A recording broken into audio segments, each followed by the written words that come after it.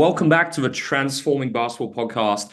Delighted to be joined by a coach who I can really say I really genuinely love developing a good friendship with this year during our tenure coaching at the Rip City Remix. So delighted to be joined today by associate head coach of the team, George Galanopoulos. George, thanks so much for joining the podcast. Really appreciate you having me here, Alex. Obviously enjoyed our time together, sitting two desks away and traveling around the country a little bit to these random American cities you haven't been to. So the fact that we get to talk about some of the things that we talked about all year on this platform is exciting, and I really appreciate it. Absolutely. And I learned so much from you this season, George. And I think just all the stimulating conversations we had in all those different places, talking about, everything from player development to pregame warm-ups to principles of play. And, I think you're someone doing this at such an elite level. And also, from the transforming perspective, you're doing all of the CLA, Scalac stuff. And I think that was the first thing, the kind of in our early conversations, how you were actually doing a lot of this unintentionally. And then you were going through actually reading the papers this year.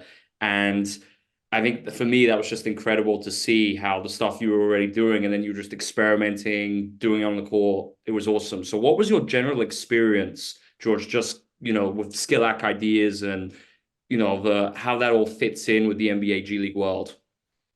Yeah, I think more than anything, it's important to educate yourself on whatever topic it is that you're trying to learn or trying to implement. So for me, having the conversations with you and reading the research papers, listening to the podcast, just educating myself and learning about what skill acquisition means. What's the ecological approach? What is the CLA? How do all these concepts apply to skill acquisition and player development? It was relatively new to me, but again, what I was encouraged by was it wasn't completely foreign.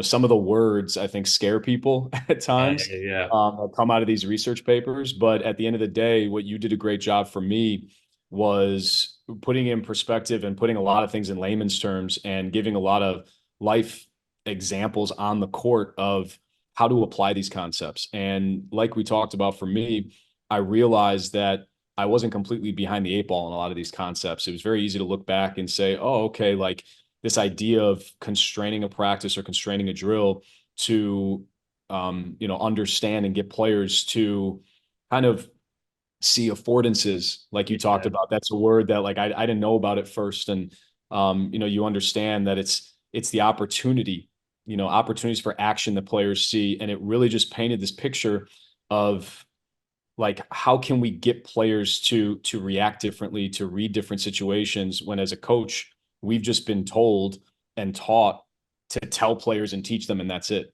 So it was cool to see when we would have these conversations like, oh, I've done that before. I've done that drill before. Okay, this is where I can make this drill more applicable to the CLA and more applicable to getting these players to acquire the skills, that they need in order to be successful.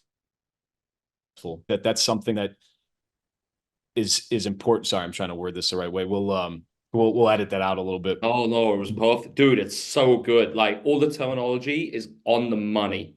Like Yeah, I on the appreciate it. money, man. I was trying to remember back to like the original question, but I think what's most important is, as a coach, before you apply any concept, no matter what it is or any philosophy, is to learn it, to learn the what, to learn the how, and ultimately the why you're doing it, so that you can best teach the players how to apply those concepts to the court and to their game specifically. And I found it very easy to apply these concepts in the G League, especially because you have more practice time than you do in the NBA. But what I also learned was, when you only have a limited amount of time with a player, it could be 10 minutes in a pregame, it could be 10 minutes in a pre-practice session. Like, how do you maximize the time on the court to make sure those players are developing in such a way where you are being efficient and not wasting those 10 minutes at the end of the day? Like, I think every opportunity you have to work with a player on the court is an opportunity for them to get better. And ultimately, over time, those 10 minutes will compound into an hour and a half, 2 hours, into 2 full days of practice. And I think the time that you spend on the court is extremely important. And this is just another way where it's kind of broadened my perspective, and it's allowed me to see things through a much clearer lens of player development, skill acquisition specifically. I love that, George. And my next question is, we've got so much to dive into today, and it's tough because I want to ask you a lot. But my next question is, you won a lot of hats, and you were 6 seasons, if I'm correct, as a head coach in the G League. It was actually, sorry, it was 3 seasons All of the right, head let coach. me let me Yeah, go. Let me go. I'll rephrase this. Okay, so George, you spent 3 seasons as a head coach in the G League, and obviously now as an associate head coach. And you just shared some really valuable insights as to how this can be done at the highest level. How do you think it would differ from being maybe like a head coach, an associate head coach, or an assistant, trying to apply some of these skill-ac ideas in practice? okay, so You know say what? I'm going to rephrase that. So yeah, like what what? what I want to get at here is, all right, you got a head coach perspective. Mhm. Maybe talking about like team practice as a whole. Maybe this could lead into some of the ideas we have without giving everything away, but in terms of like the organizational flow, your processes, like the principles of play. Because then that I'm going to ask you about the defense next. So Yeah. maybe that could be the head coaching element. And then if I just ask about the associate assistant, that could be maybe talking about having a plan and player development, having a specific that's it, the specificity of it. Of Does that make the sense? specificity of player development, and As an kind of, I would coach. think like the question you mentioned, like player development and how you use the CLA in practice. Yes, I exactly. think if we just talked about that just now, the Let's do CLA, that. talk Use about how like, you use the CLA in practice. Should we do that? right. Yeah, let's do that. And then I think that can segue into, I'm just looking at what you originally said, because I did like prepare for it in a way. Yeah, I'm gonna do that. I'm gonna do that order. I can do that order right after this then. I was going to say, so there's Yeah. like, if you talk about player development, CLA in practice, you can, I don't know if you want to segue into the PDP, like connecting those two and having that be a conversation. And then, um, at some point we can get to like, so you're a head coach or you've been a head coach, Okay. what's, I'm just organization. yeah. I'm just so maybe then we do 4 and 5 now, and then we Yep. can do 1, 2, 3, 6, 7 in a linear order. 1, 2, 3, 6, 7. Yeah. Because Yeah. That's 4 and 5 will link to the introduction, which we perfectly. okay. You know what? Number 6, the pregame warmups, we could probably incorporate that into number 4, right? Yes, I agree. So I four, agree. 4, 6, 5. And then we'll come back and hit all the other ones. And we might branch off in defensive principles of play, and then I'll bring it back. Yeah. Yeah. No, I think once the conversation will Yeah. flow organically, I think I did prepare like No, these, no, it's good. I so I should think have asked it better. it'll be good to do that. Um, So, George, that's fantastic kind of overview you've shared about the potential that Skillac has at the highest levels of the game. I'd love to get to now what this looks like practically. So maybe starting with player development and what this actually looks like on the court, a day to day. How could some of these CLA ideas actually be applied? Yeah. So I think when people talk about player development, there's almost to me a misconception that it is just about skill work on court, right?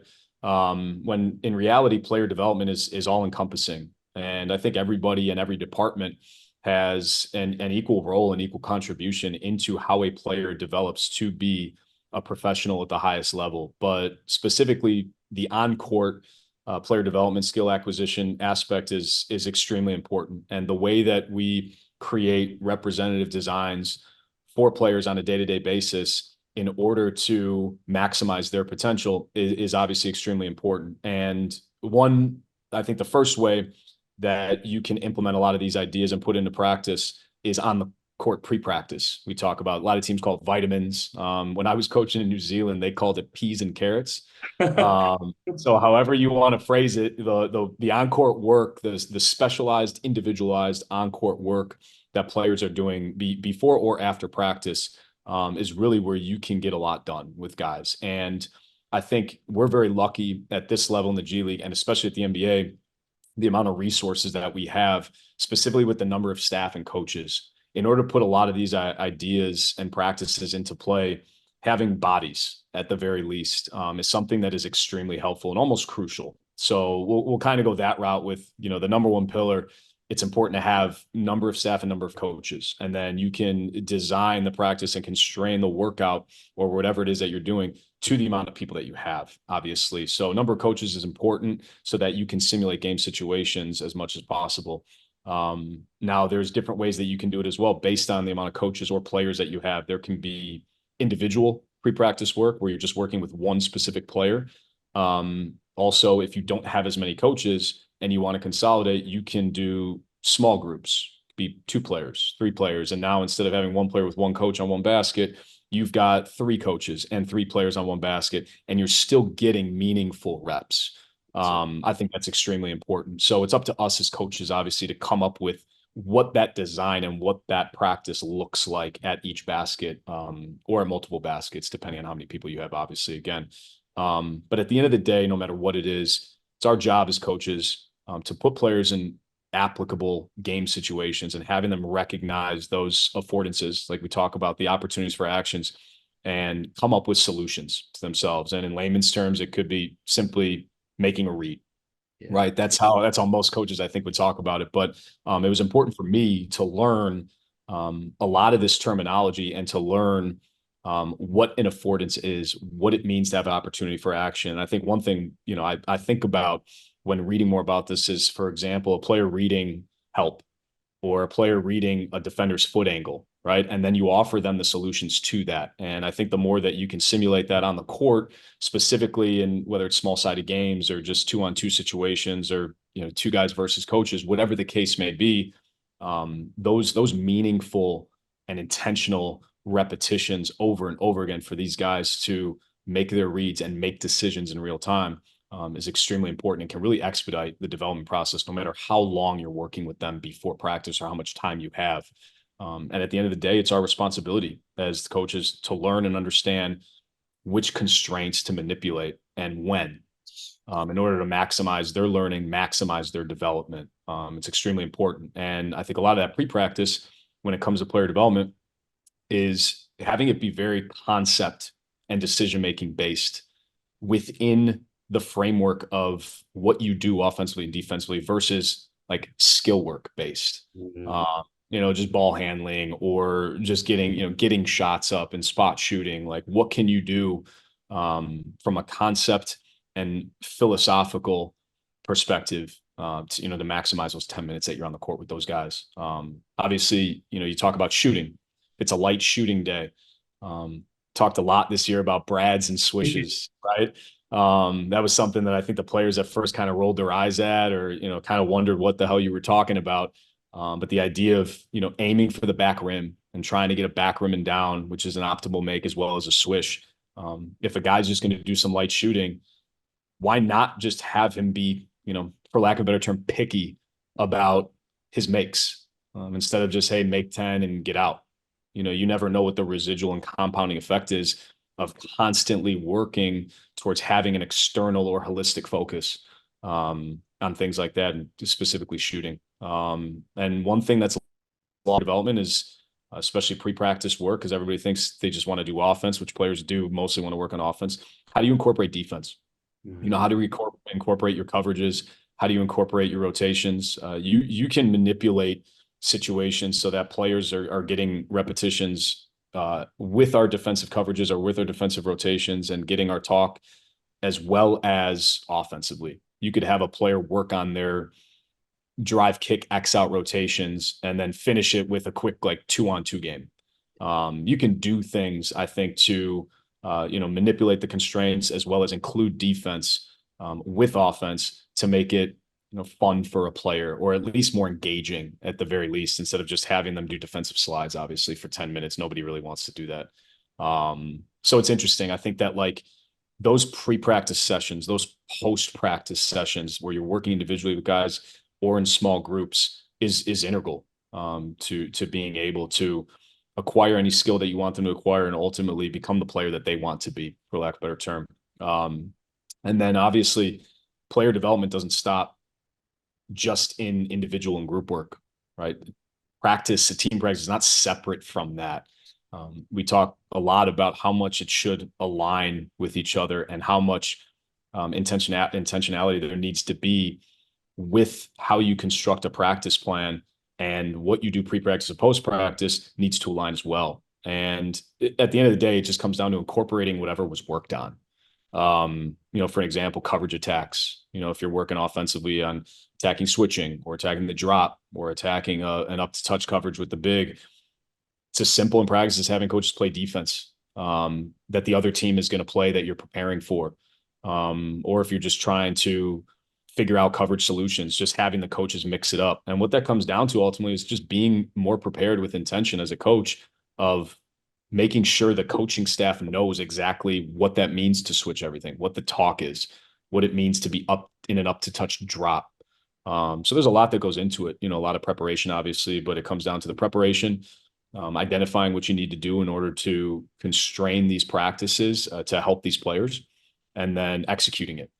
But at the end of the day, it's putting players in the positions to apply skills that they've worked at individually, and then doing it in a group setting, and making sure that if you've got point guards, for example, working on drop attacks with the basketball, and you have wings pre-practice working on attacking closeouts, making sure that during practice, it's those point guards that were working on handling the basketball versus the drop, handling the basketball versus the drop in team practice, and not the other way around. And if you want to do that, if you want everybody to be positionless and be able to get repetitions at it, then you need to do it, obviously. But I think that that's very important, is to make sure that whatever you're showing these guys on film, whether individual or as a team, whatever you're working on pre-practice or post-practice, and whatever you're doing in practice, it all aligns. And there's no break in the action. And the players, I think, just even without realizing it, subconsciously, they're able to tie it together. And then at the end of the day, that's when you see growth. George, enormous value in that segment. I think that's like everything contemporary player development in one answer. So that was incredible. I think a common theme is intentionality. And one good example we've spoken about a lot is connecting everything you've just spoken about to the player development plan, the PDPs. And, we obviously had, we enjoyed that this year, trying to be incredibly specific, identifying these limiting factors in every player. But maybe you could just connect everything you've just spoken about now to the importance of having that player development plan to unify, connect all these dots. Yeah. I think the player development plan, or the PDP, as you like to call it, at the end of the day, I just look at it as a specific guide and a navigation system to these players' improvement.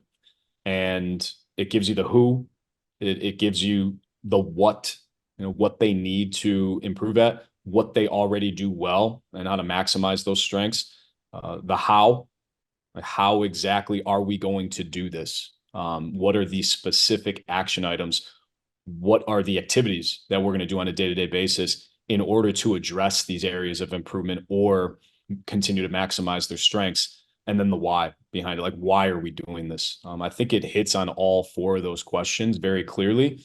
And I think the specific activities in the action plan is important. And that's something that you open my eyes to this year, is you can put down, anybody can put down on paper exactly what a player needs to improve on, and identifying strengths and weaknesses, and then just leave it up to the coach to be able to come up with different exercises and activities and drills in order to maximize that player and help them with their development ultimately.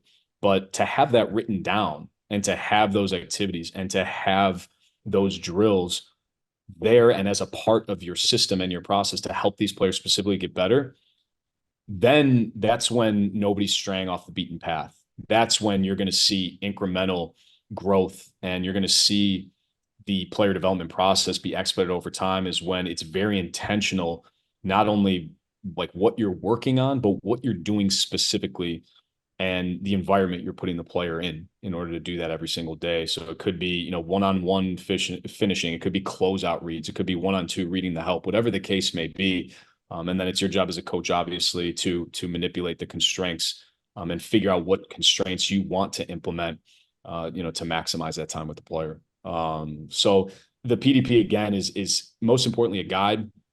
It's a North Star for the player as well. It's a North Star for the coach as well to help the player. And, it's very important, I think, to have those be accessible to everybody in the organization that is a part of the player development plan, to be able to go in, click, and see, okay, this is what they're working on. So if the head coach wants to see what's in that player development plan, he walks out on the court, he knows exactly what should be worked on with that player that day. I think those things should be updated, if not monthly, weekly, or biweekly, or daily, whatever the case may be. I think as time goes on, those PDPs could change. A player could improve greatly at one area of improvement. Now all of a sudden there's something else that brings itself to the surface that they need to work at, because you've started to play games and they're starting to see different coverages. They're starting to see game plans, specific defense or offense on the opposite end. So these answers over time, like, I think it's important as a coach to become adaptable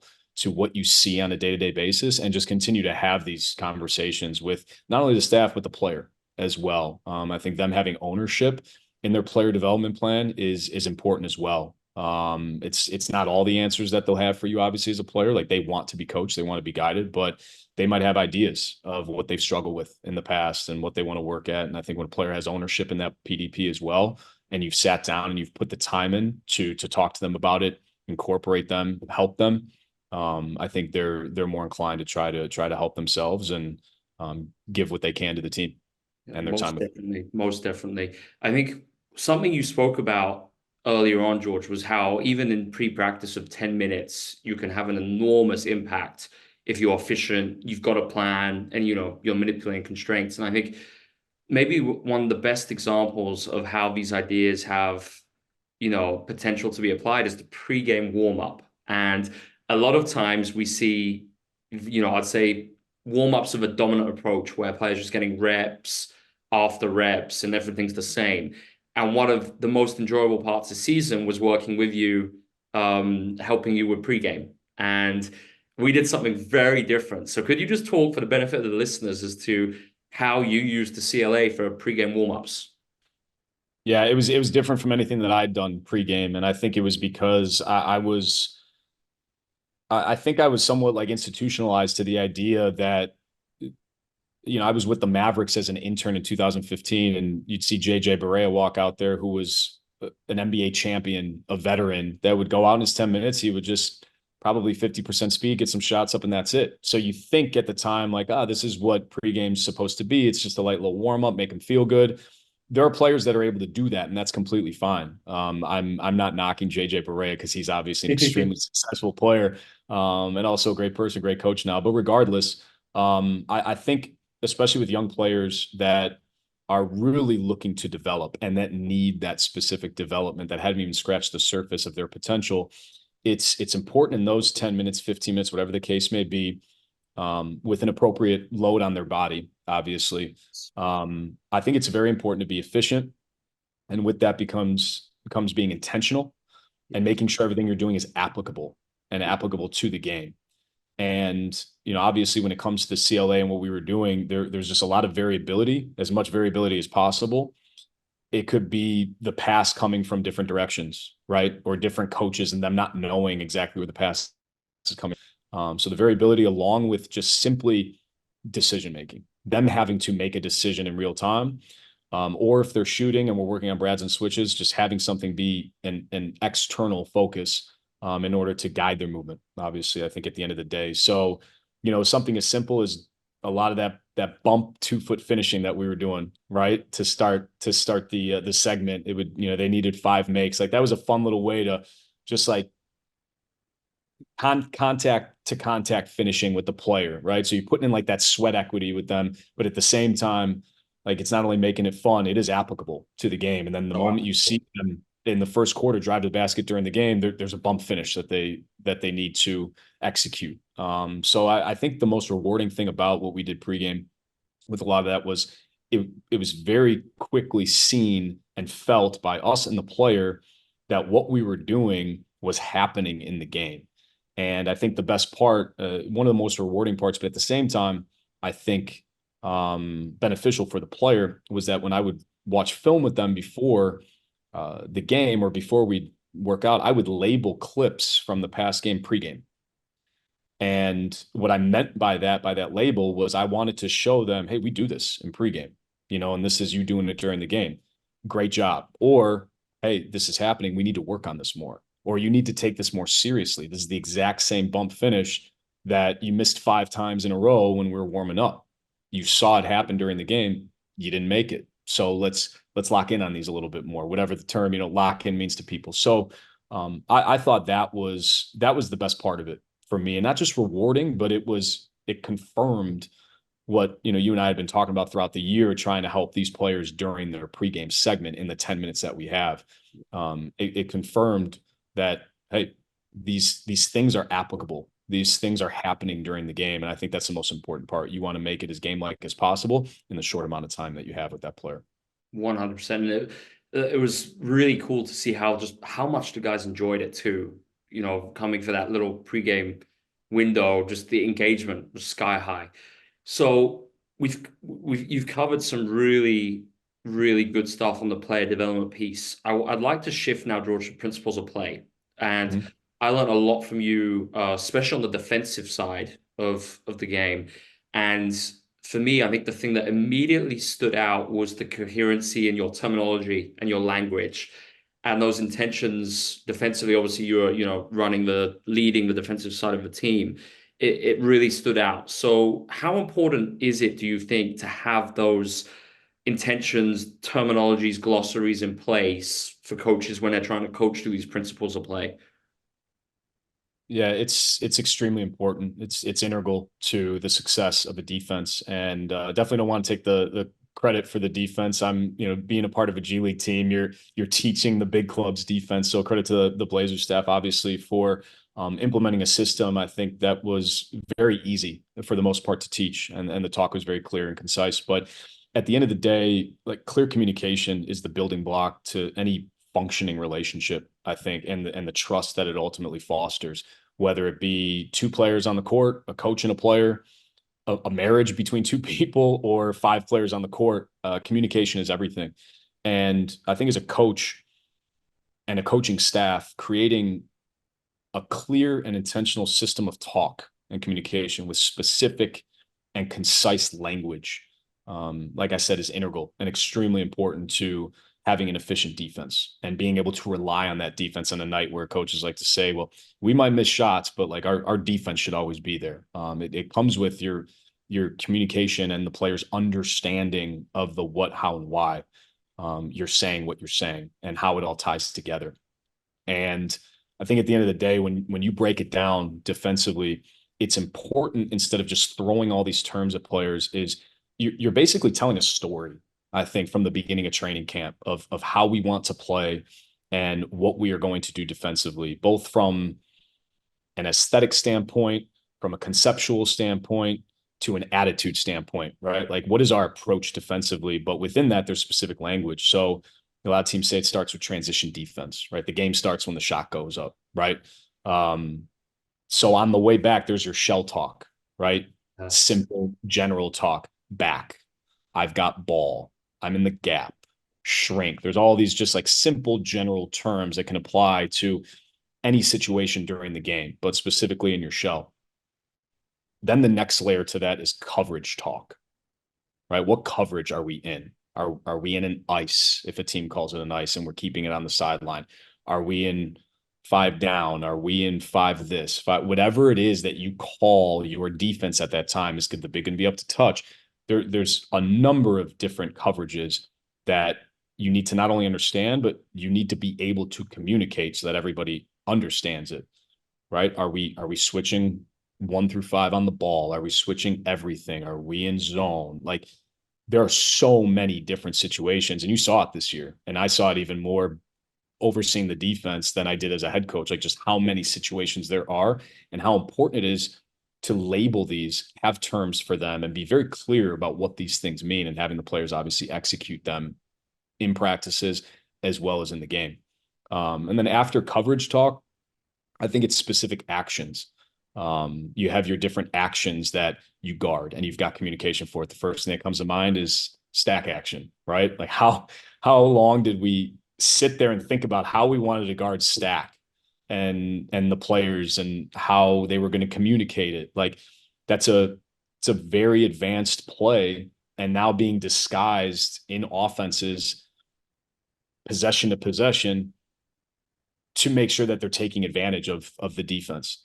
There's double drags that you need to talk through that just might be different than the way that you cover guard to guard screens as well as bigs guarding the screen. So now you add two of those guys. Okay, how are you guarding double drags?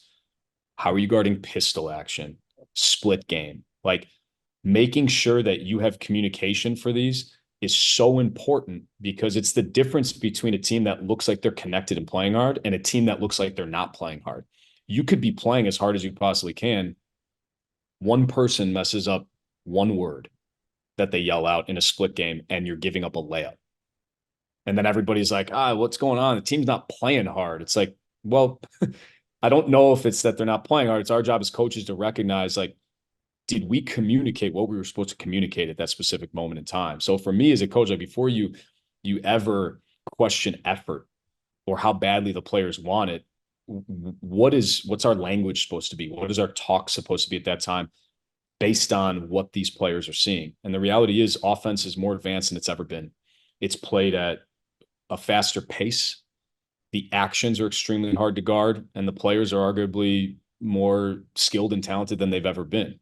So with all of that, it's really important that you go over what your system of talk is going to be. And that starts in the summer as coaches, coming up with a complete glossary of terms and making sure that they all tie together. You're telling a story at the end of the day of how we're going to play defense and why we're going to play defense this way. And what I've noticed, being in the professional game, G League, NBA, overseas, doesn't matter. Players are going to ask you questions. If they care at all, and most of these guys care, they're going to ask you questions and they're going to want to know how to guard something. They might even do it just to test you to see if you've done your homework and they actually do know the question. But I think as a coach, it's about finding the perfect balance between and the sweet spot of having answers for these guys, doing your homework and having the answers to give them, while also being somewhat adaptable and flexible as the year goes on and working with them on finding the answers. Hey, from your perspective, like I didn't play at a high level. I didn't play college, NBA, pro. Like, what do you think about guarding it this way? Where are you struggling and having trouble? And one story that I think about a lot in regards to that, because I remember you and I talked about this, was our terminology of switching, calling the direction. And I think there was one time during a game that we were supposed to be switching 1 through 5 or 1 through 4, and one of our players didn't switch, or he was supposed to be up to touch. There was some sort of miscommunication. And we asked him, like, yo, you're supposed to go over the screen and stay over. You're not supposed to switch. He said, he goes, I didn't know who was calling the direction. I didn't know who it was. I didn't know if it was a 3 or a 4, or if it was our center. And it made me think in that moment, like, oh, I can see the confusion there. We shouldn't have him differentiate between the player's voice. Like the call was the same for both of them, but we had expected him to know what to do. And then we needed to change our talk again and just add a word here or simplify it here without giving away the Blazers coverages, obviously. But I'll never forget that. Like, it was just so, you sit there as a coach, you think, man, what the hell are we doing? But instead you just kind of ask him, like, what happened there? He said, man, I didn't know who was telling me the direction. That's actually a really good point, right? So just making sure that that specific and coherent language ties together. And you can't assume that players are going to know what to do just because you're looking at it on the court. When you're guarding the basketball, you don't see anything behind you. You need clear, coherent talk. So it's the more that I've done this, and every single year it uncovers something that I didn't realize was as important as maybe I thought it was before, or it is more important than I thought it was before. But the talk, the communication, making sure you're giving these players answers to as many of these questions as possible is extremely important, especially on the defensive end of the ball. So, George, when it comes to implementing these principles that we just discussed, I think the dominant approach would just kind of be, I'd say, quite a rudimentary shell drill. And I use this term Maya a lot, most advanced yet acceptable. And I really believe in the NBA. I don't think it makes sense to move away from the shell drill. The reason why is because all the players know it, the staff know it. It's what the players are comfortable with. and you can easily change it with some very simple changes and actually derive good value out of it just because it starts becoming more unpredictable. So, could you talk maybe a little bit about some things that coaches could do just to mix up the shell drill and some subtle changes which can lead to very big differences? Yeah, absolutely. I think it goes back to what we talked about with player development. I think first and foremost, having the luxury and the resources to have more bodies, more coaches, right? So the primary way that you can make a shell drill unpredictable is not having to explain what the offense is doing or going to do before they go, quote unquote live, or at least, 75% speed, whatever you want to call it. So if you have coaches that are the offensive team in a shell drill, and it's not players and players, you don't have to walk them through it. The idea is that you've already prepared beforehand. So, I mean, just to prepare coaches, it's one of those things where if you've got an 11 o'clock practice, for example, and you've got 10:20 pre-practice with two different groups, and you've got players coming in at 9:45, so you want coaches available to just kind of be on the court to help them out. At that point, you want to make sure that it's at some point before you meet as a coaching staff or after you meet, that you're meeting for at least 10 minutes on the court to go over what exactly you're going to go over offensively to create some sort of variability and indecision with these players, specifically just to challenge them a little bit more, make it more game-like, right? So having the staff and the numbers to do that, I think is first and foremost important, and then preparing them for what these players should be seeing during the shell drill. I think the second part to that, and you actually opened my eyes to this, especially in shoot-arounds when we did the jerseys. Yeah, yeah, Uh, yeah, yeah. I think it was for the Raptors when we put pictures of guys' faces on so that they would see if this is going to be very KYP based, then let's put these jerseys on so these guys know exactly who they're guarding. And if they're not starting off the game on that player, like they get switched on to them, you got to know who you're guarding at what time. So we talk about KYP, know your personnel. We go through a whole training camp sometimes never talking about that and only talking about how we're going to guard things as our base defense. And then you get to the very first game and it's like, well, this guy's this sort of closeout. This guy, you're supposed to chase off pin downs. You're supposed to gap in. This guy's a driver. There's all these different ways. We hadn't practiced it, right? So to put these jerseys on, it could be a red jersey for a shooter, a yellow jersey for a regular closeout, and a white jersey for, what we call a short closeout, versus a driver. Putting jerseys on these guys creates enough variability where now they have to recognize in real time what that player is. They got to look, they got to call it out, they got to know ahead of time, okay, this guy's a shooter, this is how I'm closing out. So you've given those answers ahead of time, and now you're executing it in real time. So I thought that was big for us, especially when we did that, that closeout drill where we had them moving around in a circle, right? And they had to just randomly, like they needed to talk and point, and then the moment that the ball moved, they had to close out appropriately. And if they don't do it right, then they're going to do it again. And it created enough variability, I think, and indecision for a moment that it got them talking, got them moving instead of just basic, like you were going to close out here exactly like this. That's just not how the game is. And we know that. So I think the big thing there is, creating that variability and some of those constraints within the environment so that even though they're not going 100% and going live, you're still maximizing that time. You don't need to just accept the fact as a coach that like, it's just a warm up. Like it is what it is. Well, if they're going 50%, but their mind needs to be at 100%, I think that's a win. And then if that's up your DNA and a part of your fabric as a team, then that'll compound over time. There's no doubt about that in my mind. And I think the last part that you can do to create some unpredictability is start them in transition. Instead of just a normal shell, Yeah. so transition again, it doesn't need to be 100%, but you can put them in different positions, starting off on offense where shot goes up, and now they're going to go as hard as the coaching staff goes, right? So that's why it's important to have coaches. Is that like the coaches through preparation and through meeting with the head coach and everybody together, they're going to know what pace they're supposed to go at to get these guys ready to play, and how to stimulate them exactly. So if you're going in transition, might not be 100%, but the defense is going to react to how fast the offense is going. So if you can put them in just some sort of random position where they got to transition now into their shell, that now applies something that they're going to see in a game. It's 220 possessions in a game. You're never playing shell and coming in from the baseline. Right? That's just not how it goes. So that's something I've thought about recently too. I don't know if you have any interesting thoughts about that, is like where to place players when we are doing a shell. I think the traditional sense is like stand on the baseline and then come forward. Should we put them on the sideline? Should we put them somewhere else behind the coach at half court? I don't know. It's something I've been thinking about recently. I don't know if you have any thoughts on that, but That's sorry a to put you on the really spot. interesting It's just one. something I've thought Really about, is like interesting one. the going away from the traditional sense of like, is that beneficial to have them on the baseline and then walking out? I don't know. I think that would be really interesting to experiment and just give them different vantage points where they're seeing it from like different perspectives. I think I love your idea on the transition trips, and we've spoken about that before, so obviously it wasn't a surprise, but I think that's such a good one.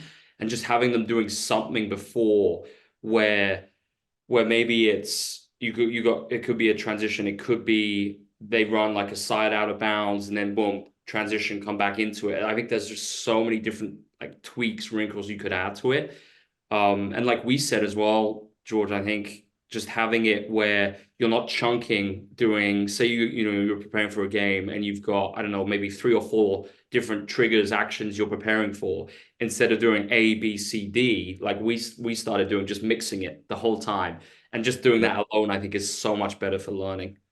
Yeah, no, I agree. And again, it really comes down to the way that you can maximize a player's time in the court is by preparing with your staff. I think the preparation with whoever is a part of that shell, by the end of the season, or hopefully by the beginning or middle of the season, you have your staff that is a part of the shell. And I Yeah. think you have a greater luxury and more resources at the NBA level with just more capable bodies. But at the end of the day, that sort of preparation to make sure that you are chunking, right? You're making sure that you're doing maybe 3 or 4 different, or you're addressing 3 or 4 different concepts and ideas, offensively that you want to guard defensively. You're doing that within one possession. And you're able to talk about those things. You're able to see it, feel it. And then hopefully if you're going to, and I think we've talked about it before, like instead of just doing a pick and roll drill to start, okay, and then the very next play that you're doing in a shoot around to prep for the other team is a set that flows into the pick and roll. Well, you just do it all together. Yeah. Do it all together and save time. And then if you need to correct, you always stop, you correct and help them out as much as possible, and make sure that they're engaging in the conversation as well. But yeah, I think towards the end of the year when we were playing at quote unquote random, but still with intention, making sure that these guys were guarding the actions that they were going to see, I think is definitely extremely important, and something where you can maximize your time on the court. Fantastic. So, George, I want to highlight the head coaching experience you've had, both in the G League and internationally with the Uganda national team. And I think a common theme of all these conversations is intentionality. And something you've always been very intentional with is organization efficiency, because that transfers back to the court. So could you talk about the importance of that as a head coach, being able to have, this clarity that stems from processes, organizations, even checklists is the term we've used in our conversations. Yeah, I think I just always felt this way as a head coach, that the culture, right, specifically whether it's the culture of the staff, the culture of the building, the culture of how you play, it starts and ends with the head coach. I truly believe that. I believe that reflection of their coach. And that's how I felt specifically at all times. So if I felt that we weren't organized at the end of a game, for example, like for me, I was like, well, am I as organized as I could be, or can I be teaching this better? Mm. I think that's very important, that there's a few different pillars, I think, to organizing yourself as a head coach. Number one is your general organization. That's the culture. That's the organization. Uh, Understanding and owning that it starts with the head coach, right? And specifically to start the season, your staff, hiring your staff, putting your staff together, and delegation of roles and responsibilities. I think that comes from the head coach, comes from the GM, it comes from the head of the snake, for lack of a better term, and who you put in those roles, how you delegate and allow them to delegate as well within their roles, and the leaders that you have within the staff is extremely important. Those are the general organizational items that need to take place, obviously, before the season. And then as a coach, it's day-to-day stuff. Like, what is your organization day to day? And there's different days. There's shoot Mhm. arounds. There's no practice days. There's off days. There's, a high load practice. There's all these different days. And in order to, I think, maximize those days and make sure that you're not just on a whim going day to day with what should we do, it's those checklists that you're talking about. I learned the importance of checklists when I became a video coordinator for the Mavericks, where I realized I had so much being thrown at me. I needed to have checklists every single day to make sure that I was getting my work done. And it helped me tremendously, just simply writing down what you need to do in order of priority as best you can identify that, do it and get it done and check it off and check it off. And it's the same thing today in the off season when you're trying to look for things to do to be productive. Like, who am I going to call today? I'm going to call this person. Literally write it down and just check it off. So your day to day, I think, should be based on that. But that's helped me. Everybody's a little bit different. And then in your day to day, organizing your meetings. How are you organizing your staff meetings? Talked about the importance of meeting with your staff to go over shell drills, right? Just to make sure if they're going to run the offense, they need to be prepared for this so that we can create more variability with the players and maximize that time on the court. What are your action items in the meetings? Organizing that as a head coach. Used to call it a shot clock. I would put a shot clock on myself in the meeting, so to make sure we didn't go an hour and a half if we didn't need to. Some meetings need to, but for the most part, this is what we're getting done. Prepare for it. 30 minutes, no matter what, we're out. We're done. Yeah. So I think with that comes with, as a coach, organizing yourself to prepare the group to be prepared. So one thing I used to do as a head coach was I made sure to text the group the night before our meeting with what they need to be prepared for.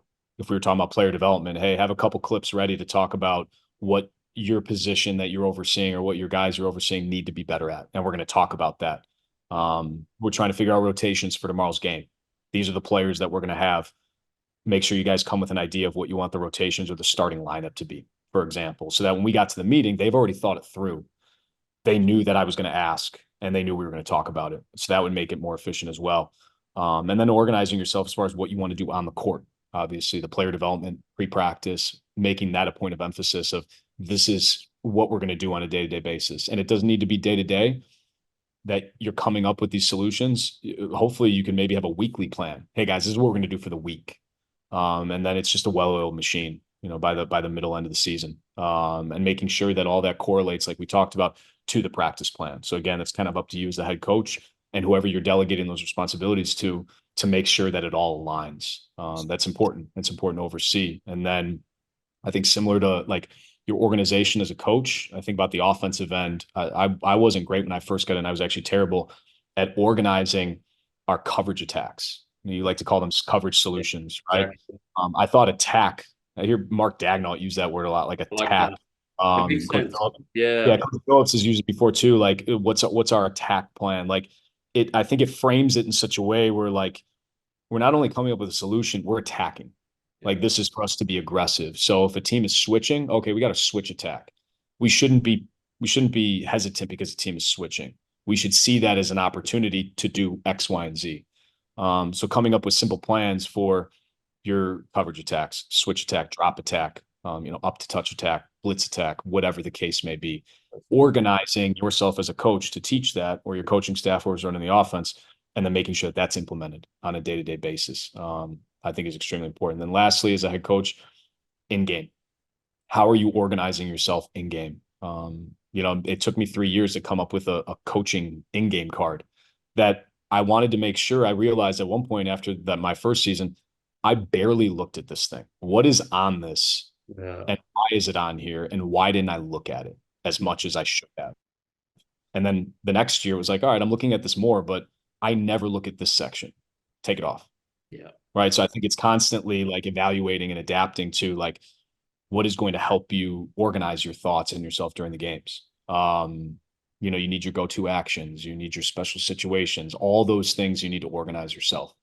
Timeouts. You and I talked a lot about timeouts, right? How to make timeouts more efficient, how to make halftime speeches more efficient.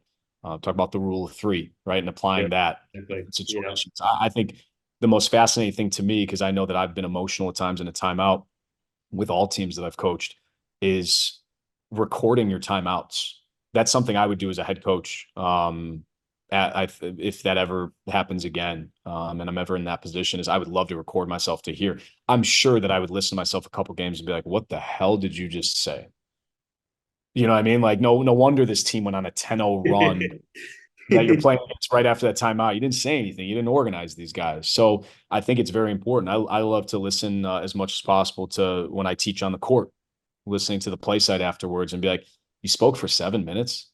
Like, can you do that in three? I think it's important to sit there and self-reflect and figure out how you be better coach as much as possible, how to organize yourself better to make sure the players are retaining the information.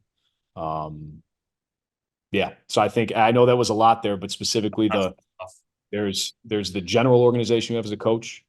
There's the day-to-day that you need to organize yourself and your staff with. And then there's in-game. What's your in-game organization? How are you organizing yourself and the players and your staff in order I to, love it, George. It's extremely practical. I think for coaches of all levels, it applies to everything. So I guess my last question as we wrap up, it's more specific to the context of the G League and the NBA.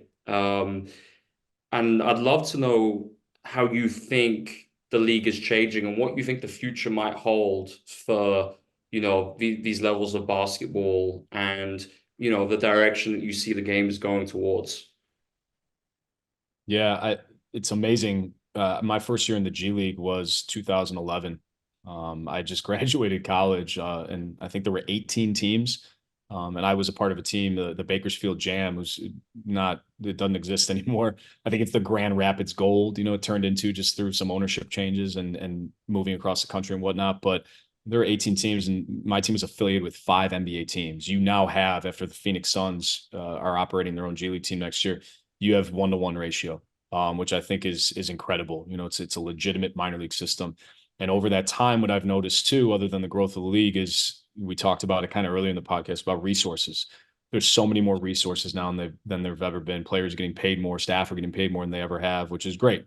Obviously, that allows for not only more opportunity to put certain things into practice, but also to get more talent, to get some of those talented players that were only going overseas because of the lack of pay here. Now they're staying. There's more incentive for them to stay. Same thing with staff. The facilities, advances in medical and health equipment and access to information, video, the whole bit. Resources at an all-time high, and they're only going to get better, I think. And it comes down to how you're going to use those resources. Just because the resources are there does not mean that they're being used with intention. I think the relationship and the synergy between the teams has gotten a lot better. You see the Blazers, for example, we practice in the Blazers facility. Like, or organically, you are going to have more synergy than a team that is hundreds and thousands of miles apart, for example. But again, it comes down to what system and process you're putting in place to make sure you maximize that relationship.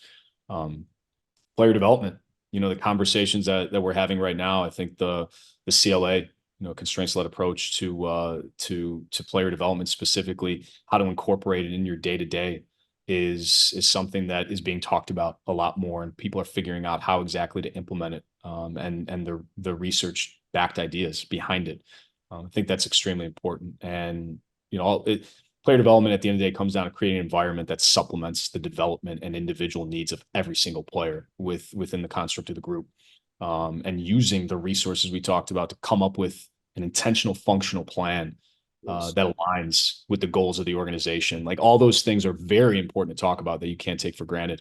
And I think, the last part of it, which I don't know how many teams have really tapped into this or thought about it, talk about player development, PDPs, player development plans.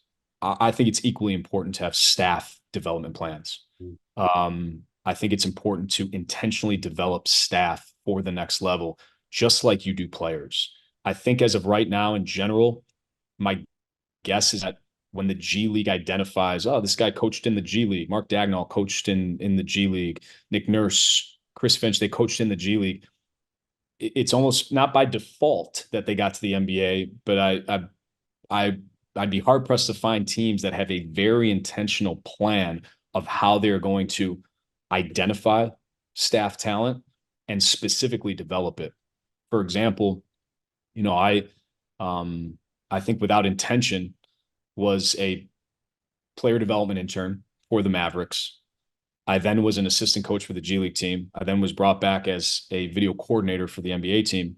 And then I was hired as a head coach for the G League team.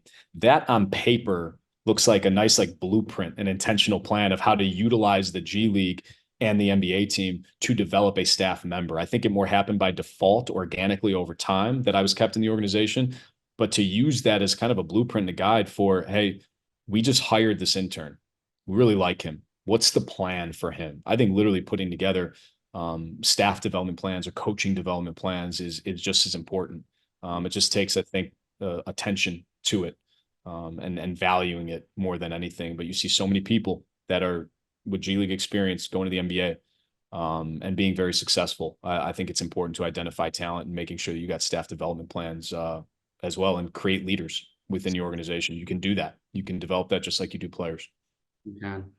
George, that was a terrific podcast. There's so many nuggets in there. Big thanks for taking the time. We'll link your social media profiles to show notes. So coaches, and I think coaches, just if they do some searching, they'll see some more of the, more of the great stuff you've shared online. But yeah, really appreciate you taking the time. I really enjoyed recording this. Yeah, thanks so much, Alex. I've enjoyed our time together this season, and looking forward to all your success, obviously. Well, thanks so much, George.